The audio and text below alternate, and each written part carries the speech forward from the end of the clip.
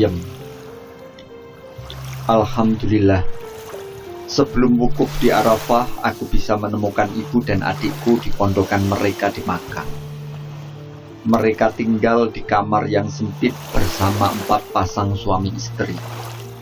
Masing-masing menempati kapling semua 2 orang yang hanya diberi sekat koper-koper. Di tengah-tengah, ada sedikit ruang kosong yang dipenuhi bermacam-macam makanan dan peralatan makan. Ibu memperkenalkan saya kepada kawan-kawan kelompoknya. "Ini anak saya yang belajar di Mesir," katanya bangga. "Sudah 4 tahun tidak pulang." Malu-malu saya menyalami mereka satu persatu. Di antara mereka itu ada 2 sejoli yang sudah sangat tua, lebih tua dari ibu. Yang laki-laki dan dipanggil Mbah Joyo lebih tua lagi, beberapa tahun lebih tua dari Mbok Yem istrinya. Berbeda dengan Mbah Joyo yang agak pendiam, Mbok Yem orangnya ramah dan banyak bicara, mendekati ceriwis. Yang kemudian menarik perhatian, sekaligus membuatku agak geli adalah kemesraan kedua sejoli itu. Mereka layaknya pengantin baru saja, seperti tidak menghiraukan senyum-senyum dan lirikan-lirikan menggoda kawan-kawannya yang memperhatikan mereka. Mbok Yem menggelindot manja di pundak Mbah Joyo. "Pak, kita beruntung ya," katanya sambil mengelus rambut suaminya yang putih bagai kapas. "Nak Mus ini belajar agama di Mesir. Dia bisa menjadi mutawif kita dan membimbing manasik kita." Lalu ditujukan kepadaku, "Bukan begitu, Nak Mus?" Aku mengangguk sambil tersenyum. "Kalau perlu, Nak Mus pasti tidak keberatan mengantar kita kemana-mana," katanya lagi. "Nanti Mbok Yem bikinkan sayur asem kesukaan Mbah Joyo. Mbok Yem paling ahli bikin sayur asem. Tanyakan Mbah Joyo ini, lidahnya sampai joget jika Mbok Yem masak sayur asem. Tapi dia juga baru sekarang ini ke Mekah," tukas ibuku. "Jadi di sini pengalamannya tidak lebih banyak dari kita-kita ini." "Iya, tapi Nak Mus kan pandai bahasa Arab, jadi tak akan kesasar dan bisa menolong kita jika belanja. Kita tak perlu lagi menawar-nawar pakai bahasa isyarat kayak orang bisu." Orang-orang pada ketawa. "Tapi Nak Mus ini kan tidak tinggal di sini bersama kita," kata salah seorang jamaah sambil menyodorkan segelas teh. "Terima kasih." Aku menyambut teh panas yang disodorkan. "Iya, Nak Mus tinggalnya di mana?" tanya yang lain. "Saya tinggal bersama kawan-kawan mahasiswa yang lain," kataku. "Tapi tidak jauh dari sini kok. Saya bisa sering kemari." "Nah, Pak, nanti kita bisa jalan-jalan kemana saja tanpa khawatir," kata Mbok Yem lagi sambil memijit-mijit lengan Mbah Joyo. "Kita punya pengawal yang masih muda dan bisa berbahasa Arab." "Kamu ini bagaimana?" Mbah Joyo yang dari tadi diam dan senyum-senyum tiba-tiba angkat bicara. "Nak Mus kesini ini kan bukan untuk kamu saja, tapi terutama untuk ibu dan adiknya yang sudah lama tidak bertemu. Mereka pasti ingin kangen-kangenan." "Ya, saya tahu," sahut Mbok Yem sambil meleroi suaminya. "Saya juga tidak bermaksud menguasai Nak Mus sendiri. Maksud saya, kita bisa ngintil, ikut bersama-sama ibu dan mbak bila mereka ke masjid atau kemana saja." "Enak saja." Sudah," kata ibuku memotong. "Sudah jam 10:30. Ayo kita siap-siap ke masjid."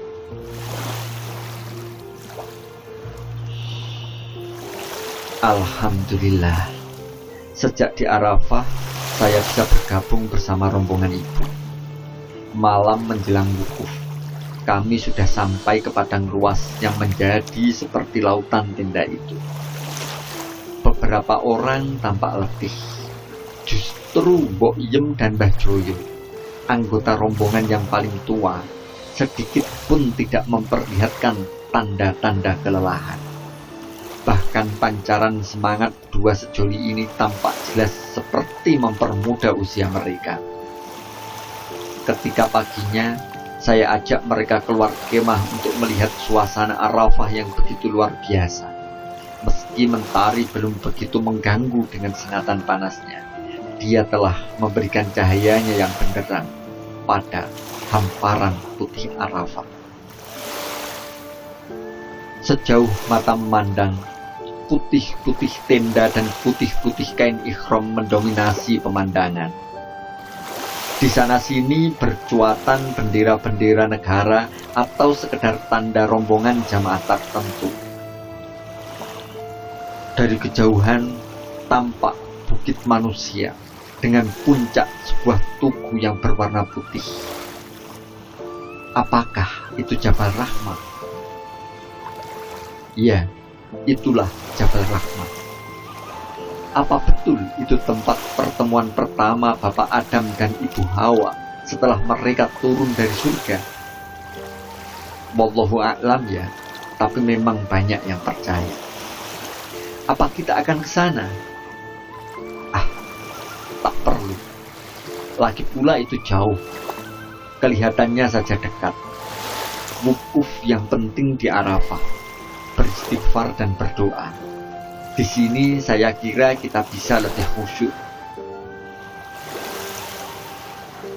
Ketika kembali ke kemah, tampaknya kawan-kawan jamaah masih membawa kesan mereka dari melihat panorama yang belum pernah mereka saksikan itu. Orang kok sekian banyaknya itu dari mana saja ya? Ya, ada yang hitam sekali, putih sekali, yang coklat, malah ada yang seperti tomat kemerah-merahan. Sekian banyak orang kok pakaiannya putih-putih semua. Masya Allah. Semua yang berbicara itu mengarahkan pandangannya kepadaku, seolah-olah komentarku memang mereka tunggu. Atau ini hanya perasaanku saja? Tapi aku bicara juga. Kata guru saya, inilah gambaran mimi nanti saat kita di padang mahsyar. Ketika semua orang dibangunkan dari alam kubur, tak ada kaya, tak ada miskin, tak ada orang besar, tak ada orang kecil, tak ada bangsawan, tak ada jelata. Semuanya sama. Semuanya digiring ke padang terbuka seperti di Arafah ini. Bedanya, di sini masih ada tenda dan naungan-naungan lain. Di sana kelak, tidak. Masing-masing orang akan dimintai pertanggungjawaban atas amal perbuatannya selama hidup di dunia. Aku berhenti karena aku dengar ada isak tangis yang semakin lama semakin mengeras. Ternyata tangis Mbok Iem di pangkuan Mbah Joyo yang juga terlihat berkaca-kaca kedua matanya. Seisi kemah pun terdiam, sampai datang seorang petugas kloter menyuruh semuanya bersiap-siap untuk acara sholat bersama zuhur dan asar, dan melanjutkan ritual wukuf dengan berzikir dan berdoa. Aku perhatikan sejak selesai acara sholat dan berdoa bersama, hingga akhirnya masing-masing berzikir dan berdoa sendiri-sendiri, Mbok Iem dan Mbah Joyo terus menangis dan hanya mengulang-ulang Astagfirullah, Astagfirullah, memohon ampun kepada Allah. Tak terdengar kedua sejoli tua ini berzikir atau berdoa yang lain. Malam, ketika arus air bah kendaraan dan manusia mengalir dari Arafah ke Musdalifah dan Mina, di atas bus kami sendiri hanya terdengar talbiyah dan takbir, kecuali sepasang mulut yang masih terus beristighfar, Mbok Iem dan Mbah Joyo. Menjelang dini hari, kami sampai di wilayah Musdalifah. Dari kejauhan, kerlap-kerip lampu tampak semakin memperindah panorama Masy'aril Haram. Bus kami berhenti dan rombongan berhamburan turun dalam gelap, mencari batu-batu kerikil untuk melempar jangkah. Ibu, aku minta tetap di bus. Aku dan adikku saja yang turun. Yang lain ternyata turun semua. Beberapa di antaranya ada yang sudah siap dengan lampu senter kecil dan kantong kain tempat batu-batu kerikil. Di sana sini terlihat beberapa kendaraan juga sedang parkir, menunggu para penumpangnya mencari kerikil. "Jangan jauh-jauh," terdengar suara ketua rombongan memperingatkan. Orang-orang tidak mau mendengarkan. Bukan karena apa-apa. Mereka sudah terlanjur tidak simpati kepada petugas yang menurut mereka hanya pandai bicara saja. Tak pernah ngurus jamaah. Menemui jamaah hanya kalau mau menarik pungutan ini, itu yang tidak jelas peruntukan. Tapi ketika sudah cukup lama dan masih banyak yang kesana kemari, aku dan beberapa orang yang sudah dari tadi selesai mencari kerikil ikut membantu ketua rombongan meneriaki dan bertepuk-tepuk tangan, memperingatkan mereka agar segera naik kendaraan. Apalagi supir bus orang Mesir sudah ngomel-ngomel terus sambil naik turun bus, tidak sabar. Apalagi kendaraan-kendaraan yang lain pun sudah cabut bersama para penumpangnya menuju Mina. Mereka akhirnya kembali juga naik bus, meski ada di antara mereka yang sambil menggerutu. "Sopir kok didengerin? Ini kan ibadah. Di sini aturannya kita kan menginap. Mengapa buru-buru?" Sudahlah, mungkin si sopir mempertimbangkan padatnya lalu lintas. Tak terlambat sampai Mina. Aku mencoba menyabarkan si penggerutu. Lagi pula kita kan di sini sudah melewati jam 12, jadi sudah terhitung menginap. Tiba-tiba ketika ketua rombongan baru mengabsen dan menghitung jamaah, terdengar Mbok Yem teriak histeris, "Mbah Joyo, mana Mbah Joyoku?" Seketika semuanya baru menyadari bahwa Mbah Joyo belum kembali. Mbok Yem meloncat turun dari bus sambil terus menangis dan menjerit-jerit memanggil-manggil suaminya. Hampir seisi bus ikut turun. Ibu dan adikku mengikutiku mengejar Mbok Yem, mencoba menenangkannya. "Tenanglah Mbok Yem," bujuk ibuku sambil merangkul perempuan tua itu. "Mbah Joyo tidak kemana-mana. Kita pasti akan menemukannya." "Iya, Mbok," adikku ikutan membujuk. "Kalaupun Mbah Joyo kesasar, di sini ada petugas khusus yang ahli menemukan orang kesasar. Percayalah." "Iya, Mbok. Kalau memang betul-betul kesasar, saya nanti yang akan menghubungi polisi atau petugas yang lain." Aku menimpali. "Mbah Joyo pasti kembali bersama kita lagi." Aku sendiri dan mungkin juga ibu dan adikku tidak begitu yakin dengan apa yang kami katakan. Namun alhamdulillah, meski masih terisak dan bicara sendiri, Mbok Yem bisa agak tenang. "Mbah Joyo itu penyelamatku," desisnya berkali-kali.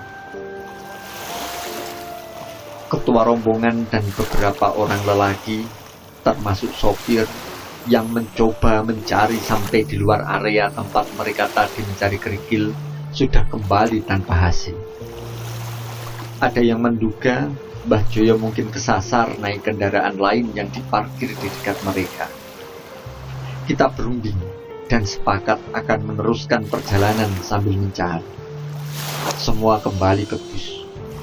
Mbok Yem yang dibimbing ibu dan adikku sebentar-sebentar masih menoleh ke arah padang gelap Musdalifah. Ibu mengawani duduk dan masih terus merangkul sahabat tuanya yang kini diam saja itu. Subuh, kami baru sampai di Mina. Semuanya terlihat letih, lebih-lebih Mbok Iem. Untung tidak lama mencari, kami telah sampai kemah di maktab kami. Dan begitu masuk kemah, bukan main terkejut kami. Kami melihat Mbah Joyo sedang duduk bersila menyantap buah anggur dari pinggan besar yang penuh aneka buah-buahan. Selain anggur, ada apel, jeruk, pisang, buah pir, dan lain-lain. Mbok Iem langsung menjerit, "Mbah Joyo!" dan menghampur serta memeluk dan menciumi suaminya sambil menangis gembira. Mbah Joyo sendiri hanya tersenyum-senyum agak malu-malu. Sejenak yang lain masih terpaku keheranan. Baru kemudian meluncur hampir serempak. Alhamdulillah. Semuanya kemudian merumpung Mbah Joyo yang masih terus dipeluk, dielus dan diciumi Mbok Iem. Semuanya gembira. "Sudah dulu Mbok Iem," tegur ketua rombongan. "Nanti dilanjutkan kangen-kangenannya. Biarlah Mbah Joyo bercerita dulu." Kemudian kepada Mbah Joyo, "Mbah Joyo, sampean kemana saja semalam?" "Iya Mbah," sela yang lain. "Sampean salah masuk bus ya?" "Kok tahu-tahu Mbah Joyo sudah sampai di sini? Ceritanya bagaimana?" tanya yang lain. "Mbah Joyo sudah melempar jumroh akobah." Mbah Joyo mengangguk sambil tersenyum. "Lihat, kan saya sudah pakai piyama." Kemudian bercerita seperti menceritakan sebuah dongeng. "Saya tidak kesasar dan tidak salah naik bus. Saya bertemu dengan seorang muda yang gagah dan ganteng dan diajak naik kendaraannya yang bagus sekali. Saya bilang bahwa saya bersama rombongan kawan dan istri saya. Dia bilang sudah tahu dan meyakinkan saya bahwa nanti saya akan ketemu juga di Mina. Bapak sudah tua katanya, nanti capek kalau naik bus. Akhirnya saya ikut. Sampai di Mina saya dibawa kemari, disuruh istirahat sebentar. Saya tertidur entah berapa lama. Tahu-tahu menjelang subuh, saya dibangunkan dan diajak melempar jumroh akobah. Setelah itu, saya diantar kemari lagi, sambil meninggalkan buah-buahan ini. Dia pamit dan katanya sebentar lagi kalian akan datang. Dan ternyata dia benar. Dan itu siapa Mbah? Orang mana? Wah, iya ya. Saya lupa menanyakannya. Soalnya begitu ketemu, dia itu langsung akrab. Jadi saya kemudian sungkan dan akhirnya sampai dia pergi, saya lupa menanyakan nama dan asalnya. Ajaib. Sudah selesai melempar jumroh akobah. Rupanya jamaah sudah tak tahan lagi. Mereka bergelimpangan melepas lelah. Dan tak lama terdengar suara ngorok dari sana sini. Kulihat Mbok Iem sendiri yang tampak masih segar dan ceria. Dia malah bercerita sambil memijit kaki ibu. Mumpung Mbah Joyo tidur katanya. Sementara aku dan adikku ikut mendengarkan sambil tiduran. Namun tersentuh cerita Mbok Iem, tak terasa kami berdua akhirnya terduduk juga. Rupanya Mbok Iem yakin apa yang dialami Mbah Joyo itu merupakan anugerah Allah yang ada kaitannya dengan amal perbuatannya.